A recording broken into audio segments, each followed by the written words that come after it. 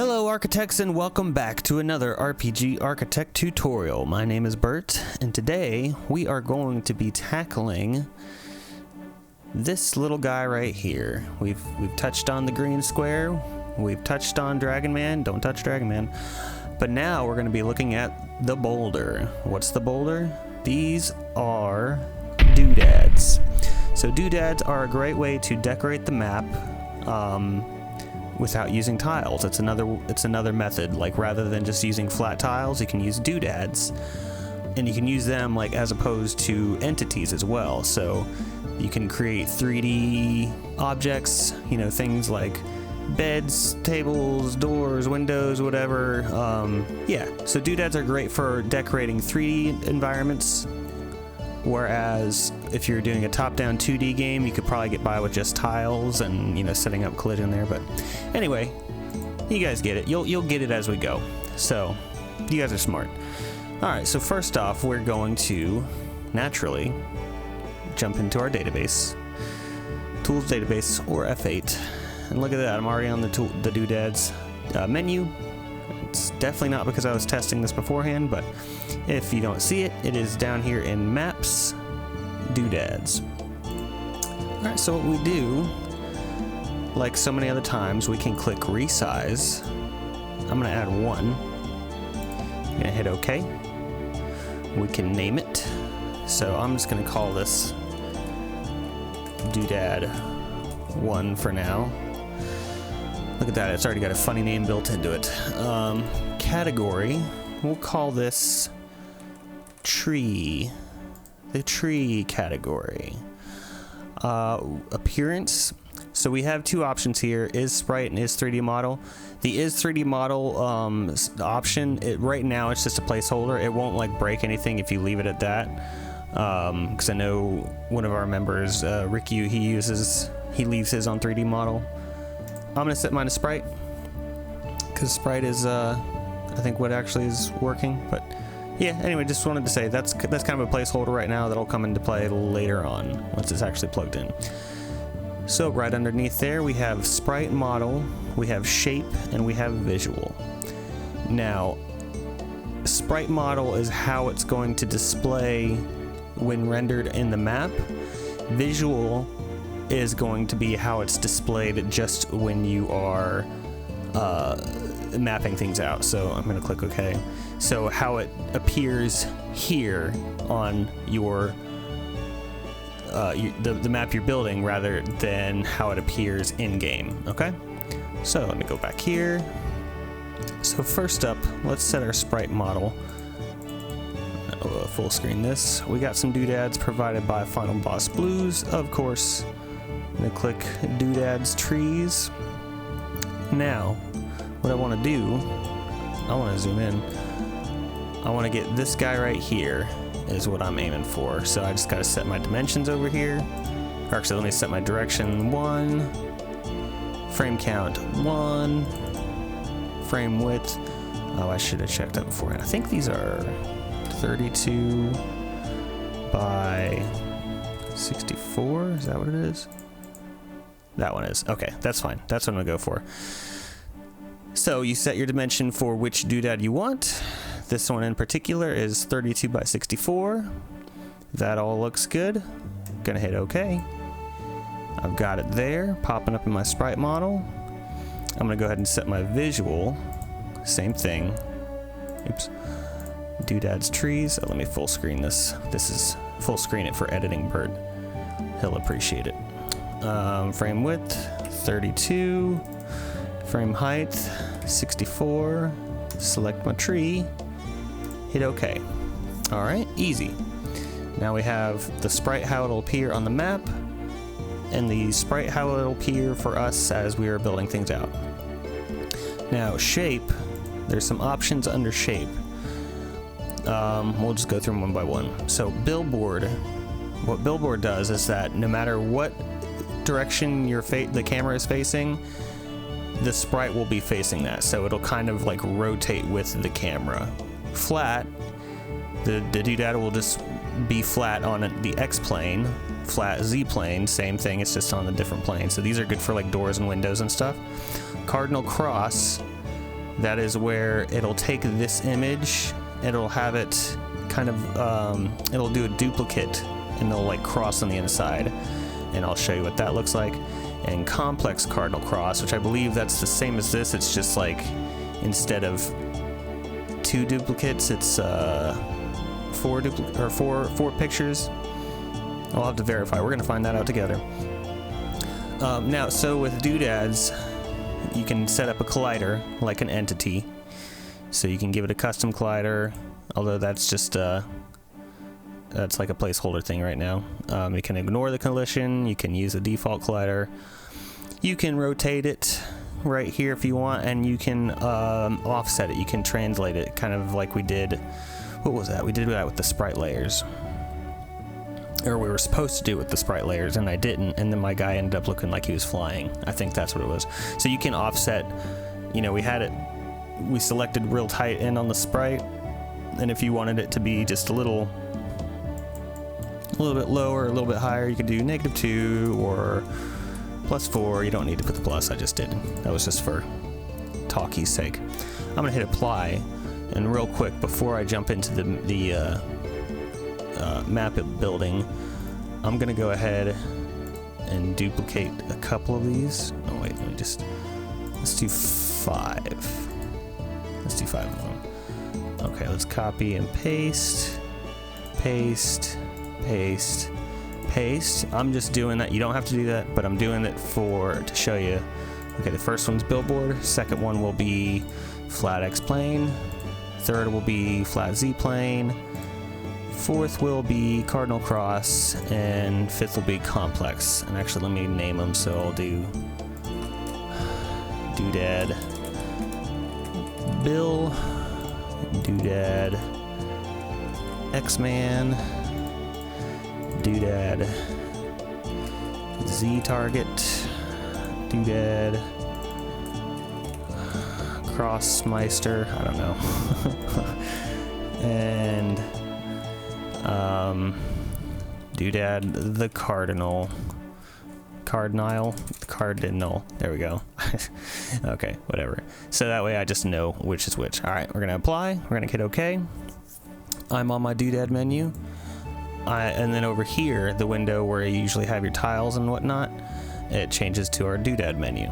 So you got this little drop down, and this is where the categories of your doodads pop up. So if you have like a doors category, windows category, shrubberies, you know, that sort of thing. So select a tree. I'm gonna select a bill. I'm gonna come over here. I'm gonna put Bill.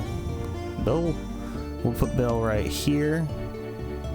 I'll put X-Man. Let's put X-Man right here. It doesn't really matter where I'm placing him. We'll see him. Z targets there. Crossmeisters here, and the Cardinal is right here. And now, one thing I'll say is that I planted these all on my base layer, so the height is 0. The way that they render, it is determined, or it does play into your layer's height. So right now I'm on my base layer, height is 0, so they'll render at layer 0. Well, let me just show you this first, and then I'll get into the rest of that. But do keep in mind that your height will play a factor. So let's hit play. We'll play a factor, he says. What am I even saying? All right. Probably should have put I can see it on my other screen. I could have put a couple of these in another spot, but here we go. So let's look at this guy here first. This one was Bill, and look, he's kind of rotating with the screen, right? You see how it never, I don't know how well it looks on the recording, but you can see it's always facing the screen. Up here, this was Z target, I think, so you can see he's stuck on this plane, and it turns flat that way. There you go. Right here, this guy, that's X-Man. You can see he's flat this way. So you see what I mean? That X-Man, that'd be good for doors. Actually, both of them are good for doors, just depending on which wall you want them on, right? This one was Cardinal Cross. or the, what was it, Crossmeister? Cardinal Cross. I should call them by their real names, Bert. You can see it's just got, it's like the image, and then inside of it there's another image to give it that kind of cross look, right? And then, best of all for trees especially, you have complex cardinal cross. Chrono cross, cardinal cross. See how it's like the cardinal cross, but just double. There's more of them, so it looks like a full-on tree. Pretty cool, right? Now, I can hear what some of you are saying. They're like, yeah, that's all well and good, but do I have to set that up for every single thing, every single doodad? Well, I'll tell you something. Early on, that was something I brought up with Locke. A couple of us brought up, it's not just me, about how long that could take. Because if you have, you know, multiple trees, you have rocks, plants, windows, all kinds of, I mean, that's going to take a while. So, what if you didn't want to do one by one? What if there was a way to import a ton of doodads all at once? Well, rpgarchitect can do that. Up here at the top, we have this little plus button. We have import from sheet. I'm going to do something that's going to blow your mind. You click import from sheet. We got this little window here. Now, what we can do is come over here to sprite sheet. You select a sprite sheet. So go to Final Boss Blues. We're going to go to this outdoor decor one. We've got all these things. Now imagine, if you will, putting each one of these in one at a time. That would take a while, right? But thankfully, Locke came up with this system to where, sorry, zooming in and out. You have your sprite sheet, you select the full sheet, okay? One direction, one frame, it just full on sheet here, right? Okay. Hit OK. Now, we'll set a category, we'll call it outdoor. Hit enter. Right here, you can define the dimensions. So what I would want to do, there was a lot of them on here that were 16 by 16, one frame. And I would want them, I'll leave them billboard for right now. You can define the shape for all of them. So you can, you know, adjust the pitch, the yaw, the roll. You can adjust different settings, scale, the translation, all that stuff. Use the default collider, use a custom collider, ignore collision. You can define all that here for this entire sprite sheet. Hit OK. And wait for a minute while it loads, because it is generating a lot of doodads right now. Oh, and then I forgot, I should have named here, but well, it's okay. I'll actually show you. This isn't the last one we're gonna do. I'm gonna show you a couple other things. A few moments later. Still waiting. It's doing a lot of work. This is there we go. At 16 by 16, we just generated 750. No, well, actually, wow. Never mind. We generated over 1,500 doodads. That's insane. Almost looks like it generated twice, but that may have been on me. So now I click on it. You see, we got this sign here. We have an in sign. We got all these different doodads set up and ready to go. Now, hold up. Wait a minute. Something ain't right. This is super awesome and it's very helpful, okay? But doing it this way with the sprite sheet I used in particular, there's gonna be some errors, okay? So let me, and now just hold tight. The reason being, actually let me just go here. Let me go back to import with sheet. So here's the sheet we just did. Let me full screen it. So I did 16 by 16, right? Let's do 16 by 16. Works great here, works great here. This one, these are all working great. But then it also generated doodads for this guy. So this one has been broken up into 2. This one's been broken up into 2. This one's really a thing of 4. This one image. So that's been broken up. There's segments like this. Sorry, there's a very loud car outside. There's segments like this where it's just a blank spot. Now, this sprite sheet, it's basically just right now, it's not exactly like optimized for that massive import. You know, the sprite sheet came before the import tool. But I mean, there's a really easy solution, okay? Real easy solution. And it takes just a little bit of outside legwork, I guess you could call it. But what you could do, I'm gonna actually get rid of all these. Okay. What do I got? 4.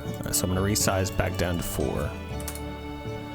Do you want to delete 761 doodads? Yes, I do. Did I click cancel? I may have. Let me click cancel. There we go. There we go. That was easy. I just canceled out. I didn't apply my changes. What you can do to avoid having those duplicates, having the weirdness happen from importing that entire sheet like that, we are going to go in here, and you'll see here I have another folder I created called edited. I just went through and popped out some. You just prep the sprite, the sprite sheet ahead of time, basically is what I'm getting at. I took the doors that were all 16 by 32 from one of the sheets, and I put them in their own sheet, okay? Click that, select the full sheet, hit OK. I'm gonna call this doors, leave that there so it'll number them as appropriately. Set a category, doors 1, sure. 16 by 32, the width is 16, height 32, set them to be X-plane, so they're flat, so they're like the door. Everything else is good, hit OK. I got the doors, they're ready to go. And bam, I mean, much cleaner, much easier. And it really didn't take me very long at all. Like, I mean, basically what I'm getting at here is that, you know, a lot of you may be using the Final Boss Blues or pre-made assets that you're getting somewhere. And there's nothing wrong with that. Like, I totally do the same thing. But if you just do a little bit of prep work ahead of time, it's much easier just getting your doodad sheets prepped and all like the similar sizes on one sheet, rather than having to come back in here and go through one at a time and adjusting them. Because yeah, now that, like, you know, say I like door 1 or door 0, I want it to be on X-plane, but I want door 1 to be for the side facing, then I can just come in here and put it on Z-plane, and then it's fine. You can go through and tweak each individual one, but most of the legwork is done here because I set up my doodad sheet ahead of time, right? So I'll do it one more time. Import from sheet.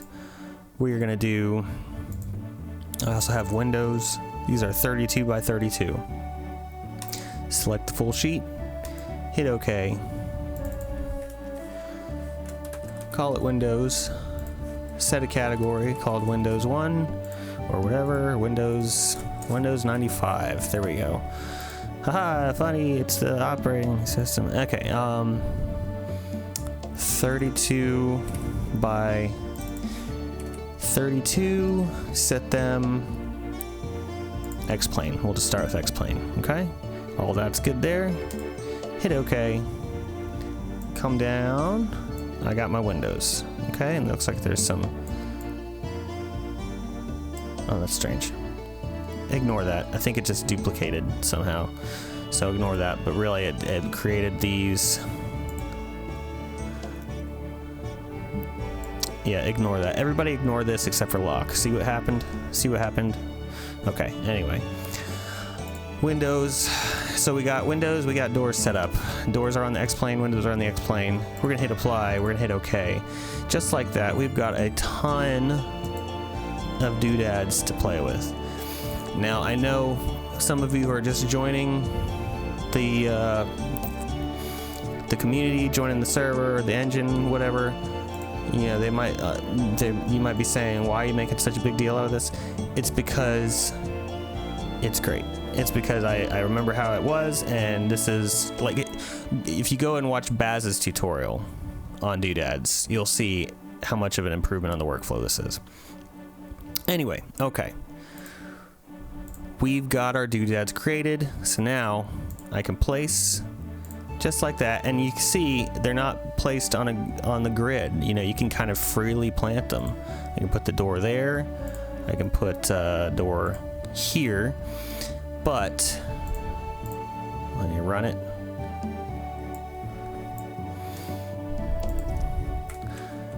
You notice, since I put it so far out, it is exactly where I placed it, very far out. And I'm running into it. There's like a collider there. You can kind of see it. I can kind of push my way through a little bit.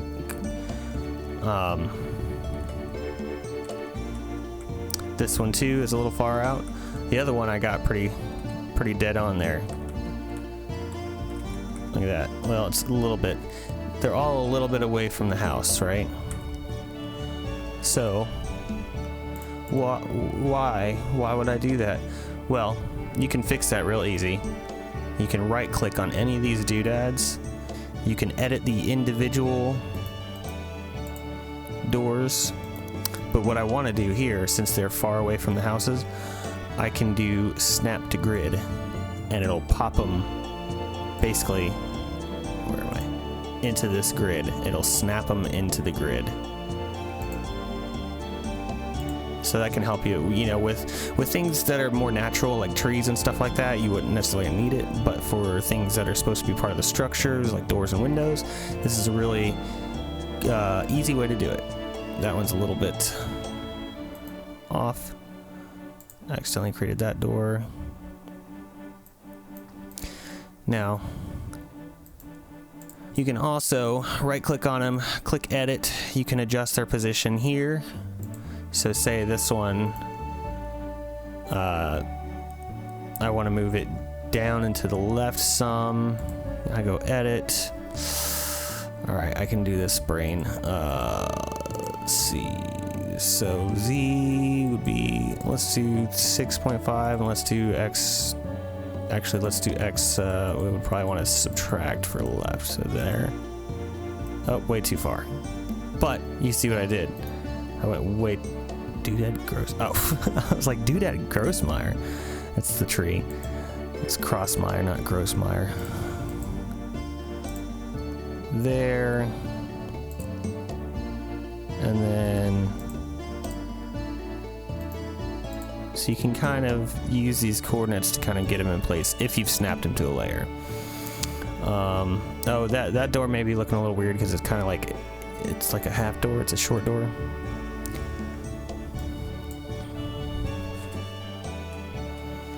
You can see there's a little bit of a flicker happening when I rotate the camera. So yeah, they're probably a little bit too far in there. But yeah. Okay. So let's try something else. I want to show you what happens when you adjust the height, or how the height plays into your doodads. Let's do this. Let's get rid of this guy. Delete. I'm gonna get rid of that guy too. I didn't like that guy. We're gonna go back to a structural terraforming tile. I'm gonna set this to be a mountain, and actually I think I need to, let's get rid of that guy so there's no confusion. Make sure my height is set.